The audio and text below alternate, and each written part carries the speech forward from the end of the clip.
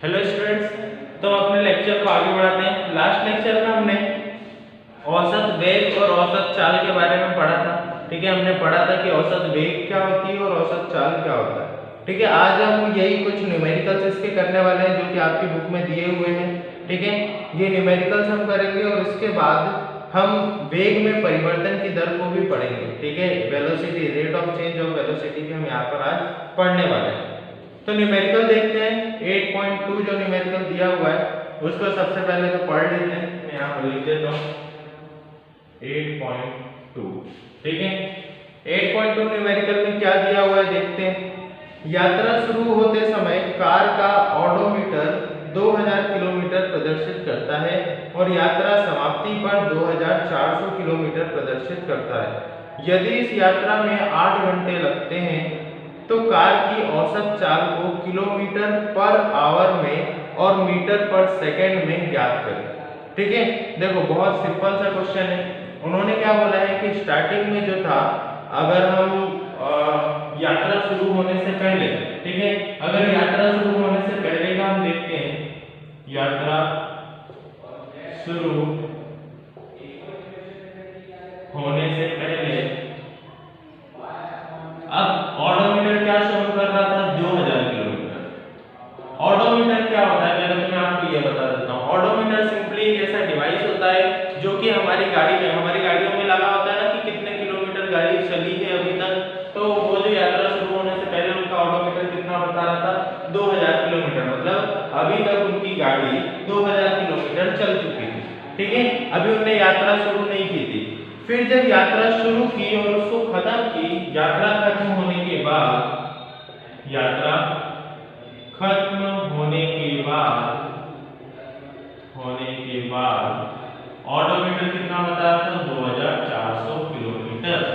पहले 2000 था, यात्रा खत्म होने के बाद कितना हो गया 2400 हो गया। तो ट्रैवल डिस्टेंस, तय की गई दूरी की अगर मैं बात करता हूं तो वो कितनी होगी, तो 2400 माइनस 2000। हम जितना चल चुके हैं और जितना पहले था इन दोनों को हमने माइनस कर दिया तो क्या आ जाएगा 400 किलोमीटर। ठीक है, अब उसने क्या बोला है कि ये जो उसने यात्रा तय की है वो कितने घंटे में की है। लिया गया समय कितने घंटे में की उन्होंने ये यात्रा, तो उन्होंने यात्रा की है 8 घंटे में।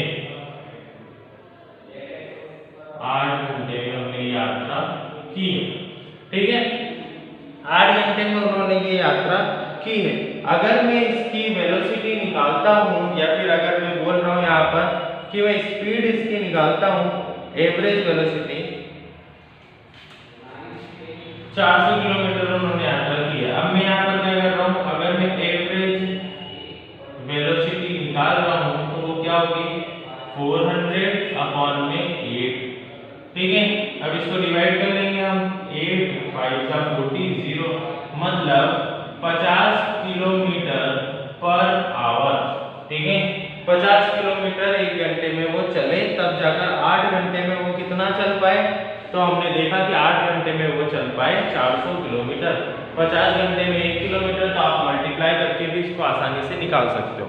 ठीक है, अब इंग्लिश मीडियम वाले यहीं पर देखेंगे, इंग्लिश में मैंने लिखा नहीं है। ठीक है, इंग्लिश मीडियम वाले वही अपना एक्टिविटी जो दी हुई है, एग्जाम्पल नंबर 8.2 आपकी बुक में दिया हुआ है, उसमें देख लेना, मैं यहीं से समझा देता हूँ। The odometer of a car reads 2000 kilometre. जो कार का मीटर है, कार का जो ऑडोमीटर है वो कितना बता रहा है, यात्रा से पहले, ट्रैवलिंग से पहले 2000 किलोमीटर बता रहा है। ठीक है, 2000 kilometre at the start of the trip. यात्रा शुरू होने से पहले, मतलब ट्रिप के स्टार्ट होने से पहले वो कितना बता रहा है 2000 kilometre. And 2400 kilometre at the end of trip. यात्रा खत्म करने के बाद, ट्रिप कंप्लीट होने के बाद वो कितना बता रहा है 2400 किलोमीटर। ठीक है, फिर उसने पूछा है if the trip took 8 hours. उसने बोला कि अगर यही जो ट्रिप उसने की है वो उसमें 8 घंटे उसको लगे हैं, तो calculate the average speed of car. तो हमें क्या निकालनी है, एवरेज स्पीड निकालनी है। ठीक है। एवरेज स्पीड की अगर हम बात करेंगे तो यहाँ पर हमें निकालनी है। अब अगर मैं स्पीड यहाँ पर निकालूंगा तो हमने निकाल ली यहाँ पर क्या किया, सिंपली पहले तो देखा कि कितनी दूरी उसने तय की है ट्रिप में, तो हमने पाया कि 400 किलोमीटर उसने तय की है। कितना समय लगा, 8 घंटे लगा। तो हमने एवरेज स्पीड यहाँ पर निकाल ली 400/8 कटने के बाद क्या है 50 किलोमीटर पर आवर। ये हमारा हो गया एक आंसर, ठीक है। लेकिन उसने क्वेश्चन में क्या बोला कि हमें आंसर 2 यूनिट्स में देना है, 2 मात्रकों में उसका आंसर हमें देना है। पहला क्या है, calculate the average speed of car in kilometre our inverse, मतलब किलोमीटर पर आवर में हमने दे दिया। सेकंड उसने क्या बोला है कि आपको यही आंसर किस में देना है, आपको देना है मीटर पर सेकंड में, ठीक है। तो हमें क्या करना पड़ेगा, इसी किलोमीटर को हमें मीटर में चेंज करना पड़ेगा और आवर को हमें किस में चेंज करना पड़ेगा, सेकंड्स में चेंज करना पड़ेगा। तो हम करते हैं यहाँ पर 50 kilometre per hour is equal to, हमें किस में चेंज करना है, मीटर पर सेकंड में। तो मीटर पर सेकंड के लिए 50 मल्टीप्लाई 1000, ठीक है। क्यों, क्योंकि 1 किलोमीटर में 1000 मीटर होते हैं। यहाँ पर मैं लिख देता हूँ 1 किलोमीटर बराबर 1000 मीटर, ठीक है।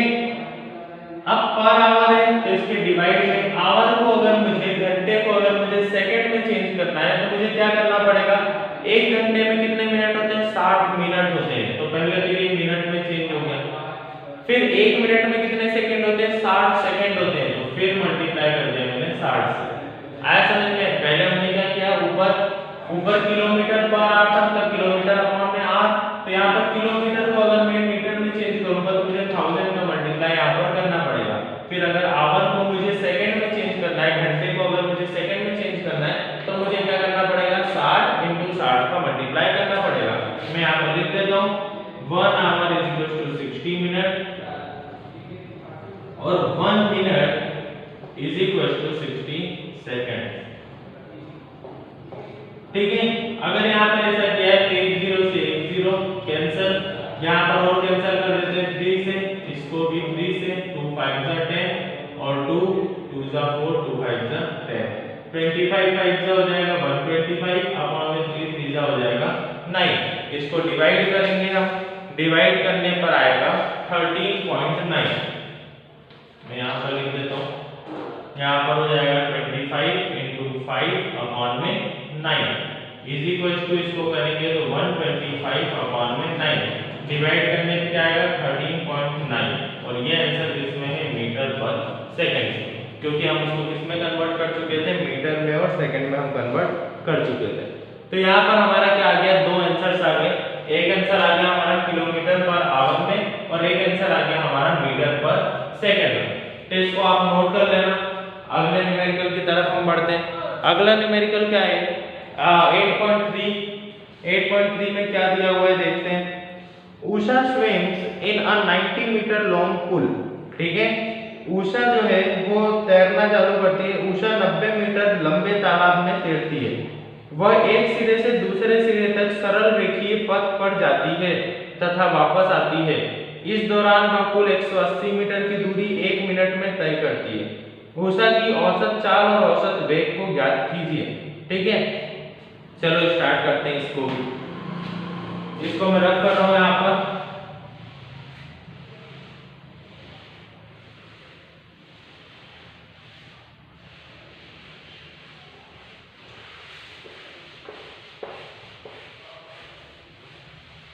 आगे बढ़ते हैं हम 8.3, ठीक है।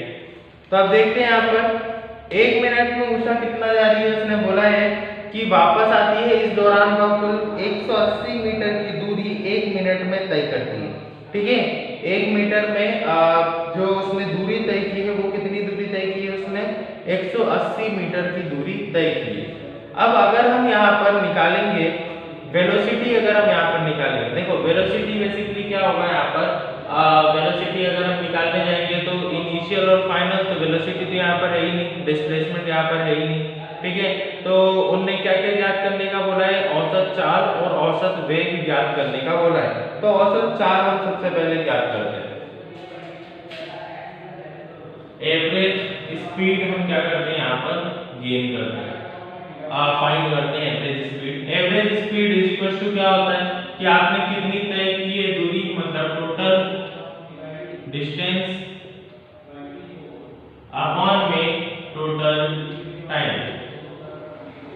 ठीक है, अब डिस्टेंस कितनी तय की है उसने 180 मीटर, तो यहाँ पर लिखते हैं 180 मीटर अपॉन में टाइम कितना लगा उसे 1 मिनट। ठीक है, तो 180 मीटर पर मिनट उसकी क्या हो जाएगी, यहाँ पर स्पीड हो जाएगी, औसत चाल हो जाएगी।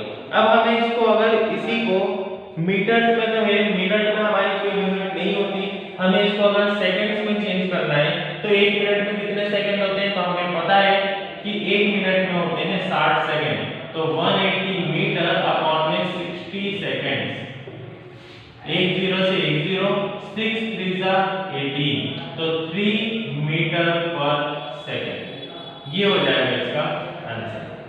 ऐसा होते हैं 1 मिनट 1 सेकंड में वो कितने मीटर चल रही है, 3 मीटर वहां पर चल रही है। अब औसत वेग निकालेंगे तो ये वाला पार्ट आप छोड़ देना, क्योंकि औसत वेग यहाँ पर निकलेगी ही नहीं, विस्थापन यहाँ पर नहीं दिया है, मैंने अभी आपको विस्थापन नहीं बताया है, तो इसलिए विस्थापन यहाँ पर अभी आप नहीं करेंगे, मैं आगे अभी आपको विस्थापन बताऊंगा, तो उसमें मैं क्लियर करूंगा कि विस्थापन डिस्प्लेसमेंट क्या होता है। ठीक है, अभी डिस्प्लेसमेंट वाला कॉलम खाली छोड़ देना, वैसे भी उसमें 0 ही आ रहा है, डिस्प्लेसमेंट यहाँ पर है ही नहीं, क्योंकि सिर्फ और सिर्फ यहाँ पर क्या दी हुई है, डिस्टेंस दी हुई है, दूरी दी है, विस्थापन नहीं दिया हुआ। तो अगले लेक्चर में हम पढ़ेंगे आगे वेग में परिवर्तन की दर, कि वेग में किस तरीके से परिवर्तन होता है और उसे हम क्या कहते हैं। हम त्वरण पढ़ने वाले हैं, हम जैसा कि इंग्लिश में अगर हम बोलते हैं तो रेट ऑफ चेंज ऑफ हम वेलोसिटी पढ़ेंगे, और उसके बाद एक्सेलरेशन क्या होता है, एक्सेलरेशन की डेफिनेशन क्या होती है, इसी को हम एक्सेलरेशन बोलते हैं। ये सारी चीज़ें भी हम कल पढ़ने वाले हैं, कल इंपॉर्टेंट टॉपिक होगा, आगे लेक्चर में देखते हैं। Thank you.